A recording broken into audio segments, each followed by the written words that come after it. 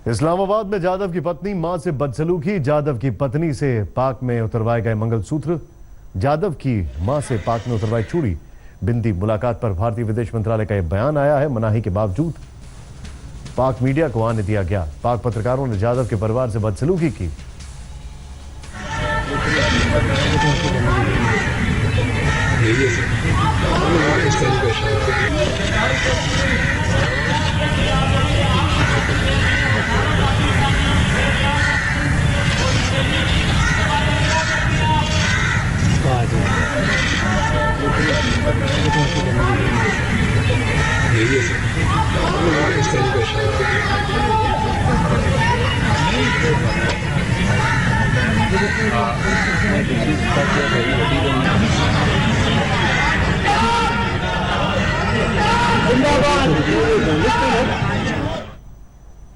भारत ने 15 महीने बाद एक बार फिर से पाकिस्तान के कब्जे वाले कश्मीर में घुसकर जवाबी कार्रवाई की है। सितंबर 2016 के सर्जिकल स्ट्राइक की ही तरह भारतीय सेना की टुकड़ी सोमवार को लाइन ऑफ कंट्रोल पार करके बलूच बटालियन के पास पहुंची और आईडी लगाकर कम से कम 4 पाकिस्तानी सैनिकों को ढेर कर दिया।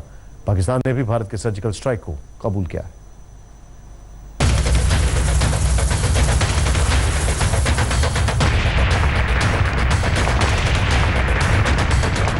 भारत ने आखिरकार अपने जाबाज मेजर और जवानों की शहादत का बदला ले लिया। 15 महीने बाद हमारी सेना पाकिस्तान के कब्जे वाले कश्मीर में घुस गई और घुसकर जवाबी कार्रवाई की। 28 सितंबर 2016 की सर्जिकल स्ट्राइक की तरह ही भारतीय सेना ने लाइन ऑफ कंट्रोल पार किया और पाकिस्तानी कैंपों पर फायरिंग शुरू कर दी। सेना की कार्रवाई इतनी तेज थी कि पाकिस्तान को न सोचने का मौका मिला और न ही संभलने का। खुफिया सूत्रों के मुताबिक 3 दिन पहले अपने मेजर की शहादत के बाद से ही सेना ने सर्जिकल स्ट्राइक की योजना बनाई थी। सेना ने पाकिस्तान को उसके मान में घुसकर बता दिया है कि ऐसी हिमाकतों का माकूल जवाब देने से हिंदुस्तान पीछे नहीं हटेगा। फौज सतर्क भी है और किसी भी कार्रवाई का जवाब देने के लिए तैयार भी बैठी है। दरअसल 2017 पिछले 10 सालों में भारत और पाकिस्तान के बीच रिश्तों को लेकर काफी तनावपूर्ण रहा। 700 से भी ज्यादा बार नियंत्रण रेखा पर पाकिस्तान ने युद्ध विराम का उल्लंघन किया और उसका जवाब भारतीय सेना ने भी दिया। सूत्र बताते हैं कि सोमवार दोपहर 2 बजे भारतीय सेना की एक टुकड़ी रावलकोट सेक्टर के राख चिकरी के रास्ते पाकिस्तान के कब्जे वाले कश्मीर के लिए रवाना हुई। 5 जवानों की एक टुकड़ी शाम 6 बजे 59 बलूच यूनिट के पास घात लगाकर बैठ गई। एक जवान ने यूनिट के पास आईईडी लगाई और बाकी घात लगाकर बैठे रहे। जैसे ही पाकिस्तानी सैनिक बाहर निकले, जवानों ने विस्फोट करके उन्हें उड़ा दिया। पाकिस्तान की मीडिया ने भी इंटर सर्विस पब्लिक रिलेशंस के हवाले से इस खबर की पुष्टि की है कि भारतीय सेना ने एलओसी पार कर जवाबी कार्रवाई की है। पाकिस्तान ने खुद ही कबूल किया है कि भारत के सर्जिकल स्ट्राइक में उसके कम से कम 3 सैनिक मारे गए। ये नए साल के ऊपर पाकिस्तान के कायर और गद्दारों को भारतीय सेना का एक रिटर्न गिफ्ट हमने भेजा है। जब जब पाकिस्तान ऐसी कायराना हरकत करेगा, पाकिस्तान के जबड़े चीर के रख देंगे हम। नवंबर 2003 में भारत और पाकिस्तान के बीच संघर्ष विराम समझौता हुआ था।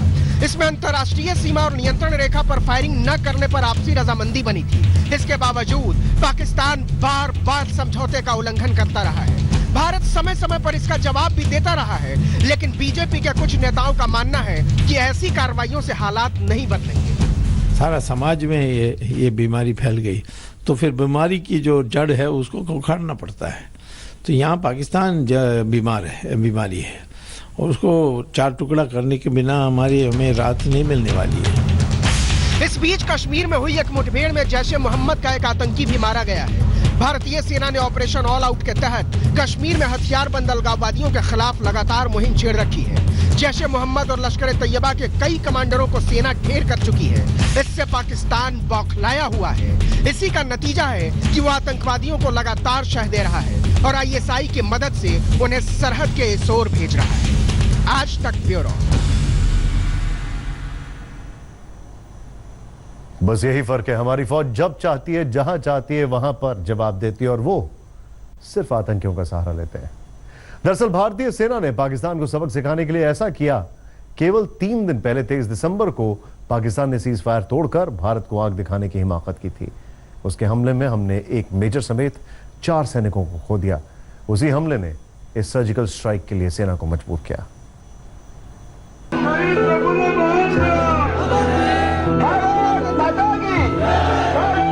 23 दिसंबर का दिन भारतीय सेना के लिए बहुत भारी था। एक गमगीन माहौल में सेना को अपने मेजर समेत 4 जाबाज सैनिकों को आखिरी विदाई देनी पड़ी थी। जम्मू कश्मीर के राजौरी जिले में पाकिस्तानी सेना ने संघर्ष विराम तोड़कर ताबड़तोड़ गोलीबारी की थी। इस हमले में हमारे 4 सैनिक शहीद हो गए थे। उन शहीदों में 32 साल के मेजर मुहारकर प्रफुल्ल अंबादास भी थे। मेजर अंबादास महाराष्ट्र के भंडारा जिले के रहने वाले थे। प्रफुल्ल का वो गया, शहीद हो गया बोले। हाल ही में गृह राज्य मंत्री हंसराज अहिर ने संघर्ष विराम उल्लंघन को लेकर लोकसभा को जानकारी दी थी। इस जानकारी के मुताबिक 10 दिसंबर तक पाकिस्तान ने जम्मू कश्मीर में एलओसी पर 771 बार संघर्ष विराम का उल्लंघन किया। वहीं अंतर्राष्ट्रीय सीमा पर उसने 110 बार सीज फायर का उल्लंघन किया। ये नीचे लेवल के ऊपर प्लान किया हुआ एक टेक्निकल ऑपरेशन है जो कि हम कर सकते हैं बार बार, हम करना नहीं चाहते ताकि इससे टेंशन बढ़ती है। पर अगर हमको प्रोवोक किया गया, जो कि पाकिस्तान ने प्रोवोक किया है, तो उनको उसका जो है अपना रिजल्ट जो है उनको भुगतना पड़ेगा। ये मैसेज है इस चीज़ का।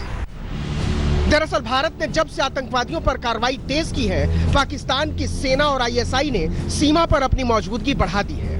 भारतीय सेना ने इसका जवाब भी दिया है। अकेले 2017 में अब तक 200 से ज्यादा आतंकी मारे जा चुके हैं। ऑपरेशन ऑल आउट में ही 150 से ज्यादा आतंकी ढेर हुए हैं। इसके अलावा 91 आतंकियों को भी कश्मीर घाटी से पकड़ा गया है। इसका नतीजा ये हुआ है कि जम्मू कश्मीर में सरहद पार से घुसपैठ बढ़ी है तो हमारे सैनिकों की शहादत भी। पिछले बरसों की तुलना में हमने ज्यादा सैनिक खोए हैं, ज्यादा अफसर खोए हैं और ज्यादा नागरिक भी। 2017 में मुठभेड़ में भारतीय सेना और जम्मू कश्मीर पुलिस के 75 जवान शहीद हुए हैं। जनवरी 2017 से 14 दिसंबर तक जम्मू कश्मीर में कुल 337 आतंकी घटनाएं घटी हैं। इस 337 आतंकी घटनाओं में सैनिकों समेत कम से कम 318 लोगों की मौत हुई है। जम्मू कश्मीर पुलिस और सेना के 75 जवान शहीद हुए हैं तो 40 आम नागरिक भी मारे गए हैं। कांग्रेस आरोप लगाती है कि मोदी सरकार ने हमारे सैनिकों की जान सस्ती बना दी है। उसका कहना है कि सरकार उनकी परवाह नहीं कर रही और उसकी गलत नीतियों का खामियाजा हमें अपने सैनिकों की जान से भुगतना पड़ रहा है। सियासत और सत्ता के अपने दस्तूर होते हैं, लेकिन एक देश के तौर पर हमारी संवेदनाएं सवालों के घेरे में है। ये सवाल तो हमारी सत्ता पर है ही कि हम अपनी सेना और निर्दोष नागरिकों को क्यों नहीं बचा पा रहे। आज नहीं तो कल सोचना तो पड़ेगा कि क्या ये सिर्फ अंतर्राष्ट्रीय सीमा पर कानून व्यवस्था का मामला है या इसकी जड़ें कहीं जनता के घायल अरमानों के साथ जुड़ी हुई है। आज तक ब्यूरो। 3 फुटे आतंकी के नाम से कुख्यात नूर मोहम्मद हवाई अड्डे पर हमले समेत कई आतंकी घटनाओं में शामिल था। इसके बारे में जम्मू कश्मीर के आतंकी मुनीर खान ने जानकारी देते हुए इस बात पर चिंता जाहिर की थी कि जितनी आतंकियों पर कार्रवाई तेज हो रही है उतना ही कश्मीर का युवा आतंकवाद की ओर बढ़ रहा है। कश्मीर रेंज के आईजी मुनीर खान से इस मसले पर बातचीत की आज तक संवाददाता अशरफ वानी ने। कश्मीर में सुरक्षा बलों और पुलिस को एक महत्वपूर्ण कामयाबी आज मिली जब देश के मोस्ट वांटेड कमांडर नूर त्राली को मारा गया है। उस मुठभेड़ पे और इस साल के ऑपरेशन ऑल आउट पे हमारे साथ बात करने के लिए हैं जम्मू कश्मीर में सुपर कॉप कहने वाले आईजीपी मुनीर खान साहब।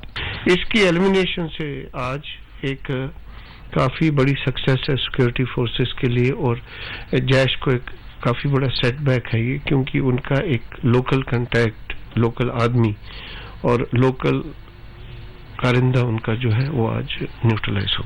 क्या वजह है और उसको ट्रेंड को रोकने के लिए पुलिस और सरकार की तरफ से क्या किया जा रहा है? जवान अगर वापस आना चाहते हैं will welcome them with the open arms, आपने सुना होगा।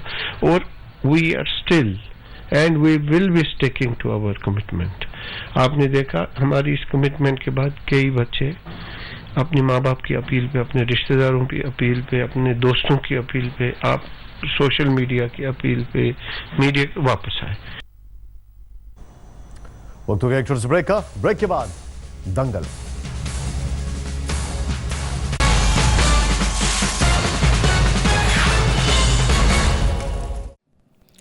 लेटेस्ट खबरों के लिए यूं ही देखते रहिए आज तक और इस वीडियो के पसंद आने पर लाइक, शेयर एंड सब्सक्राइब करना ना भूलें।